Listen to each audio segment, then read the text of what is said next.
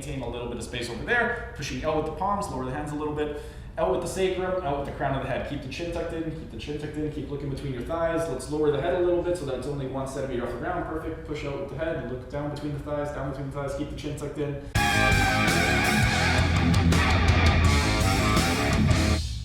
Hey everyone, thanks for tuning in. Steven here with Team Euphoric, and today I'm going to be sharing with you my top 5 exercises for neck pain and also to help improve posture. With regard to these exercises over here, there's a little bit of crossover from my shoulder pain video. If you haven't seen that, I'll include a link right up over here, but the first 2 exercises are going to be the same exercises that we used in that video. The reason being, a lot of people, when they get neck pain, it's going to be accompanied by shoulder pain as well, so there's going to be a lot of carryover. With regard to neck pain, a lot of people get it because of the way that we live our lives. People are constantly driving in this flexed position. They're at their desk, at their computer all day. They're on their phone with the forward head posture. So what we want to do is strengthen the muscles in the back of the neck to bring the head back into more a neutral position. And also we want to strengthen the muscles between the shoulder blades, as those are going to be a lot of the problem areas that people will experience that will lead to neck and shoulder pain. With regard to the first exercise, this first one, we are going to do some segmental strengthening and reinforcement for the rhomboid major. The rhomboid major, if you recall, it is going to be responsible for retraction of your scapula, your shoulder blade muscles. So for this exercise right over here, I'm going to have Kat lay down on her stomach, and the way we are going to perform it is she is going to pin her chin down to the ground. With her arms, she's going to bring her arms out to the side at the glenohumeral angle. In order to find that, we're going to place one arm on the scapula, and then we are going to raise the shoulder blade until we find that the shoulder blade kind of gets stuck with the humerus and moves along with it. And we're going to do the same thing on the opposite side. If you don't have a partner to do this with, or you're not sure where the glenohumeral angle is, it's roughly at the level of your forehead or slightly higher. From this position right over here, what Kat is going to do is imagine that there is a pencil between her shoulder blades. She wants to squeeze her shoulder blades together. Imagine that she's squeezing the pencil, and then lift her hands as high off the ground as possible. And then she's just going to go back down toward the ground, and she's going to repeat this process. And this is the segmental strengthening and reinforcement for the rhomboid major. When you're doing this one, you want to make sure that the arms are just going straight up and down, that you're not going up and forward or up and back. So glenohumeral angle at the shoulders, chin pinned to the ground, arms at the glenohumeral angle, squeeze the shoulder blades together and raise the hands as high as you can off the ground. The next exercise, exercise number 2, is going to be the segmental strengthening and reinforcement for the inferior fibers of the trapezius muscle. With regard to this exercise, same starting position, you're on your stomach, your chin is pinned to the ground. We're just going to move around the arms. So instead of being at the glenohumeral angle, Kat is going to take her hands and rotate them so that her palms are facing the ceiling. She's going to maintain extension of the elbows, and then what she wants to do, same thing, she's going to retract her shoulder blades, only this time she also wants to depress her shoulder blades, because the inferior trapezius muscle is going to be responsible for retraction of the scapula and also depression of the scapula. So what you want to do for this one, imagine that you are trying to take your arms and bringing your hands into your opposite back pockets. Another way you could think of it is the inferior angle of your scapula, you want to bring it toward the opposite glute. So you're retracting the shoulder blades and depressing the shoulder blades by lifting up the arms and squeezing your shoulder blades together, bringing the hands into the opposite back pocket. And this is the segmental strengthening and reinforcement exercise for the inferior fibers of the trapezius muscle. The third exercise is going to be the extensor chain Waldy. And the reason this exercise is going to be really good is because a lot of people have excessive forward head carriage, and that's going to be from being on the computer all day, driving, and also being on their phones all day. So what we're going to do with this exercise is Kat is going to step roughly 1 foot length away from the wall, and you want to maintain a straight line from your ears all the way down to your ankles. So your ear, shoulder, your greater trochanter, your knee, and also your lateral malleolus of your ankle should all be in one straight line when looking from the side.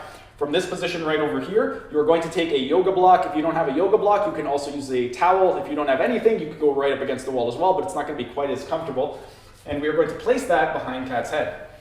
Then from this position, Kat is going to bring her shoulder blades away from the wall while maintaining a nice straight line. She's going to tuck in her chin, push the crown up toward the ceiling, and then what she's going to do is just relax the arms.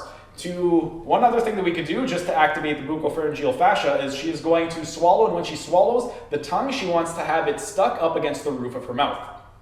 Then with the eyes, she's going to look down between her thighs to put the dura mater under tension, and this is pretty much the final position. She would want to hold this for 3 minutes. A couple other things that we could do, some modifications just to make it a little bit more challenging and get a little bit more tension, is she can go into full extension of elbows and wrists, maximum external rotation of the shoulders, and then she could also push her palms down toward the ground while maintaining all of those points of contact. But that's pretty much the extensor chain wall lean. So once again, straight line from the ears all the way down to the toes. You can do the extension of elbows and wrists, maximum external rotation, and then push down while you're pushing up with the crown. Or if you want to keep it a little bit more simple, you could just relax the arms entirely and just focus on what's going on at the neck. At the neck, the chin is tucked in, the crown of the head is pushing up. You're swallowing and keeping your tongue stuck up against the roof of the mouth just to activate the buccopharyngeal fascia. And with the eyes, you're looking down toward the ground to put the dura mater under tension. But this is pretty much it for the extensor chain wall lean. The fourth exercise is going to be the PNF stretching for the suboccipital group. For the suboccipital group, they are located in the base of the skull at the bottom of the occiput. And what we're going to do for this one, PNF stretching, it's essentially you are stretching the muscle, then you're performing an isometric contraction, and then you are elongating it. So what we're going to do, Kat is going to cup her chin with her hand, and then with her opposite hand, she is going to place the base of her palm right up against the base of her occiput. What you want to do for this one is you are going to push your chin into your throat. So imagine you're trying to retract your head, and then with the back hand, she's going to lift it up. So you're pushing in with the forward hand, up with the back hand.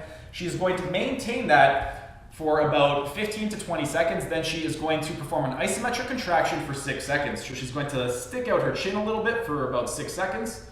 Once 6 seconds has passed, then she's going to exhale, push the chin back in, so retract the chin, and then lift the base of the skull up toward the sky. She's going to hold that again for about 15 to 20 seconds, and then she's going to repeat that 2 more times, and then on the final pass, she's going to hold it for 30 seconds. And that is the PNF stretch for the suboccipital group. Next, we are going to be performing the C6C7 ELDOA. For the C6C7 ELDOA, Kat is going to be laying down on her back. And with regard to this exercise right over here, what you want to do is flex your hips and knees until your sacrum lifts up off the ground. The sacrum being that upside down triangular shaped bone at the bottom of your spine. So Kat's going to flex her hips and knees until her sacrum lifts up off the ground. From this position, she's going to dorsiflex her ankles, evert her ankles, and then with her arms, what she's going to do is bring the arms out straight in front, maximum extension of elbows and wrists, maximum external rotation, and then she's going to bring her hands down toward the floor. With these hands right over here, you want to make sure that they're not touching the floor, so that you want them just hovering. Then, from this point over here, she's going to tuck in her chin. She's going to push the crown of her head away from her body, and with her eyes, she's going to look down between her thighs. That is going to put the dura mater under tension. So real quick, hips and knees are flexed until the sacrum lifts up off the ground. You want to have a little bit of space between the knees. Ankles are dorsiflexed and everted. Arms are in maximum extension of elbows and wrists, maximum external rotation. Lower the arms so that they are just hovering off the ground. With the glutes, you want to push away from your body. So the sacrum and coccyx are pushing away. Crown of the head is pushing out that way. Then she wants to lift her head 1 centimeter off the ground, which is roughly the length of 1 fingertip. So you would put 1 fingertip under your head and maintain that for 1 minute. And then you want to maintain all of these different points. So maintain a little bit of space over there, pushing out with the palms, lower the hands a little bit, out with the sacrum, out with the crown of the head. Keep the chin tucked in, keep the chin tucked in, keep looking between your thighs. Let's lower the head a little bit so that it's only 1 centimeter off the ground. Perfect. Push out with the head and look down between the thighs, keep the chin tucked in, out with the palms, out with the palms, out with the palms, out with the sacrum, out with the sacrum. And then once 1 minute has passed, what she's going to do is take her right hand, place it behind her head, and she's going to slowly lower her head down toward the ground. Then she could relax her other arm, and then 1 leg at a time, she can just relax it down to the floor, roll on her to her side, and then slowly come out of the actual position. The reason you want to come out of it nice and slowly is because some people, if you're not used to doing this type of activity, you can get a little bit dizzy if you come out of it really quick. So you want to come out nice and slow. But these are pretty much the top 5 exercises for any type of neck pain. If you do have any type of neck pain, again, the video that we did last week on shoulder pain also is going to include a couple of these, and there's also going to be some really good exercises because a lot of times people that have neck pain, it's going to be coupled with shoulder pain. So you could even incorporate the exercises from last week's shoulder pain video. In terms of the order of the exercises, you can pretty much perform them in the order that we did them today. And in terms of the sets and repetitions for the segmental strengthening and reinforcement exercises, because we are trying to elicit a postural change, we want to accumulate enough time under tension. So 3 sets of 50 repetitions, that's 5-0, not 1-5, is what you would want to do for the segmental strengthening and reinforcement for the rhomboid major and also the inferior fibers of the trapezius muscle. For the PNF stretching, what we would want to do is you want to do 3 rounds. You're you're doing the actual stretch, holding it for 15 to 20 seconds. You're doing an isometric contraction for 6 seconds, and then on the third and final pass, you're going to hold that for 30 seconds. With the ELDOA, once you get into the final position, you're going to hold that for 1 minute, and with the extensor chain wall lead, you're going to hold that for 3 minutes once you get into the final position right up against the wall. But that's pretty much it for today's video. If you enjoyed the video, be sure to smash that like button so I know to make more of these types of videos in the future. And if you're either new to the channel or haven't subscribed yet, be sure to subscribe to the channel and hit the notification bell, as I will be uploading new videos every single day. That's it for today's video. Thanks for tuning in, and I will see you again tomorrow.